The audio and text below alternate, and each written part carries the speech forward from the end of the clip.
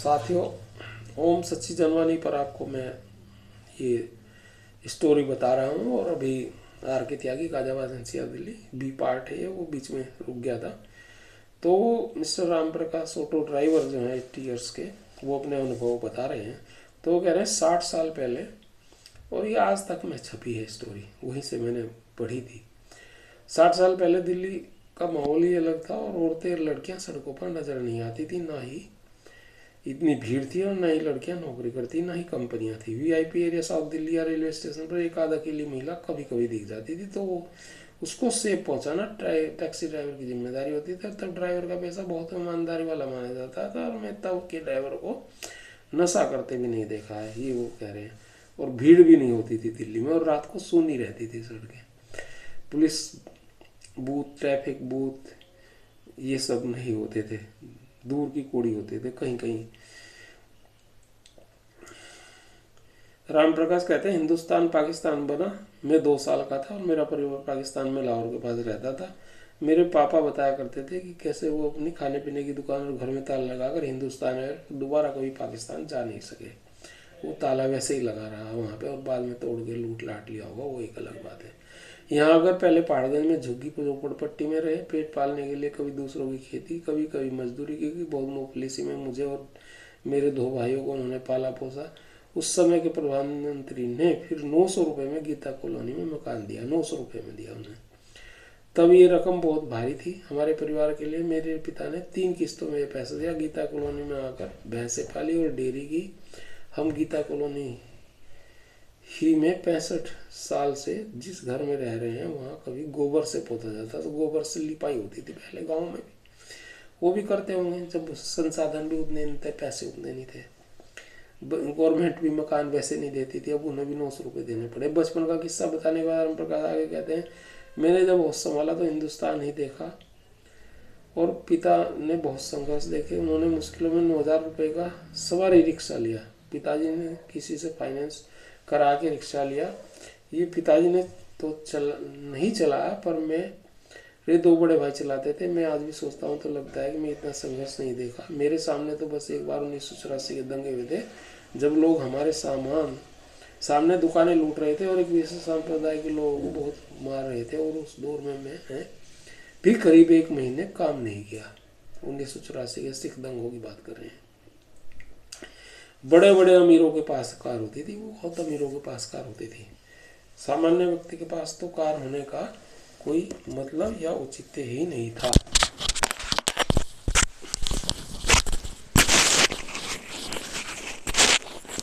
Please just एक minute.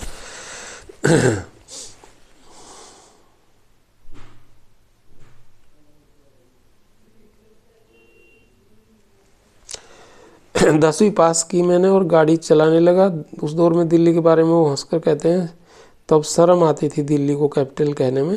तब ये एक छोटा सा शहर लगता था, जैसे कोई रुड़की मुजफ्फरनगर का शहर हो, उससे भी छोटा, ऐसा इनके भाषा से ऐसा लग रहा है।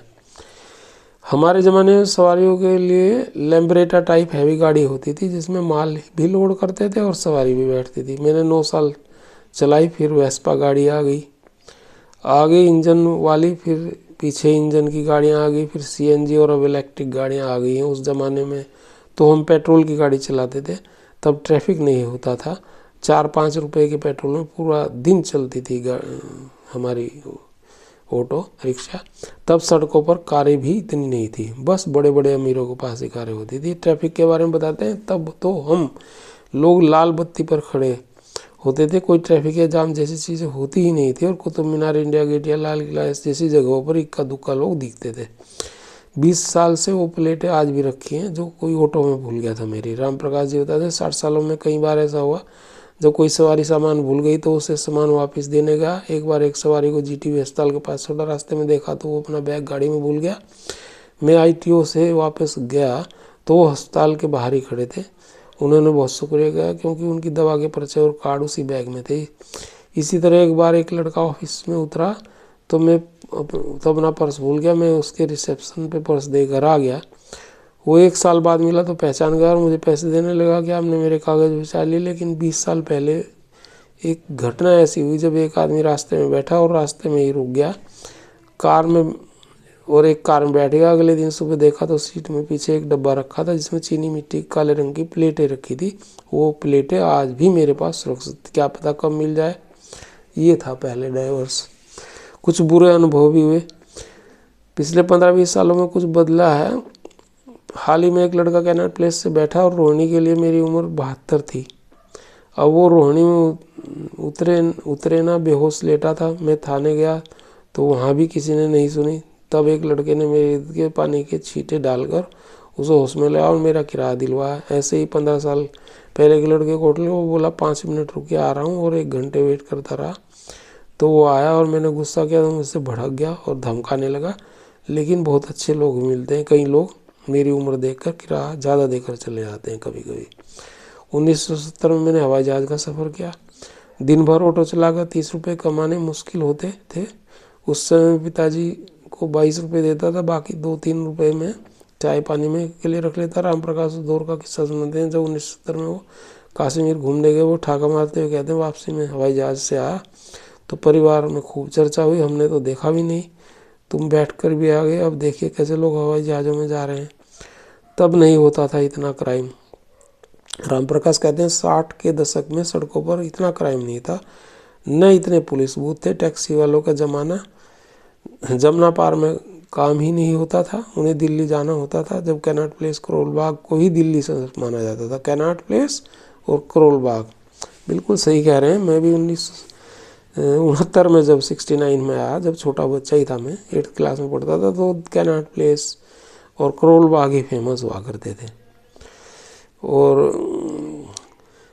उन्हें शहर मानते थे। वहाँ हमें लाजपत नगर साउथ दिल्ली तक ऑटो चलाने जाते थे और तब कैनाट प्लेस से ग्रेटर कैलाश के 4.5 रुपये बनते थे और वीआईपी एरिया था। सब अमीर ही रहते थे। उन इलाकों में शाम ढले महिलाएं वगैरह दिख जाती थी, लेकिन उनके लिबास आज के जैसे मॉडर्न नहीं होते थे। 60 के दशक से पूछे तो लड़कियों का एकदम अलग ही रहन सहन था। खुद के पैरों पर खड़ा हूँ और मेरे दांत भी असली हैं, वो ये भी बताते हैं। आज मेरा बेटा अच्छी जगह काम कर रहा है, लेकिन मैं उन पर बोझ बनना नहीं चाहता, इसलिए इस उम्र में खुद को फिट रखता हूँ और अपनी पत्नी का खर्चा उठाता हूँ, कमाने की कोशिश करता हूँ। ये काम मुझे ऊर्जा भी देता है और सुबह उठकर पोता पोती को पहले स्कूल ड्रॉप करता हूँ और फिर उसके बाद ऑटो चलाने लगता हूँ। बच्चे मना करते हैं अब इस उम्र में ऑटो ना चलाऊँ, लेकिन मैं खुद को फिट महसूस करता हूँ।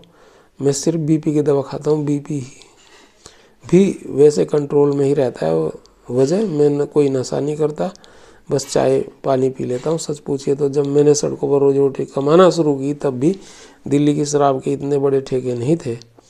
तब ड्राइवर लोग नशे नहीं करते थे, गुटखा तब चलता ही नहीं था, कोई ड्राइवर शराब भी नहीं पीता। अपने रूटीन के कारण ही अपने ओरिजिनल दांतों से ही मैं खाना खा लेता हूँ। ये देखो कितना बढ़िया उन्होंने बताया, ओरिजिनल दांत है 80 साल की उम्र में। कई साथ वाले आगे बढ़ गए। मैं आज जब पीछे देखता हूँ तो अपनी जिम्मेदारियों का एक पूरा जखीरा देखता हूँ। मेरी 2 बेटियाँ, 1 बेटा था। हमने तीनों बच्चों को पढ़ा, ग्रेजुएशन करा, फिर उनकी शादी की और पूरी उम्र निकल गई। हमने वे ध्यान नहीं दिया ये काम छोड़कर दूसरा काम करें, हमने यही गलती कर दी। कई लोग साथ वाले हमसे बहुत आगे बैठते हैं। तो ये उन्होंने अपना किस्सा बताया और बहुत ही बढ़िया इन्होंने समझाया और बताया है। 2 पार्ट में मैंने आपको ये बताया है। धन्यवाद साथियों। भारत माता की जय। वंदे मातरम।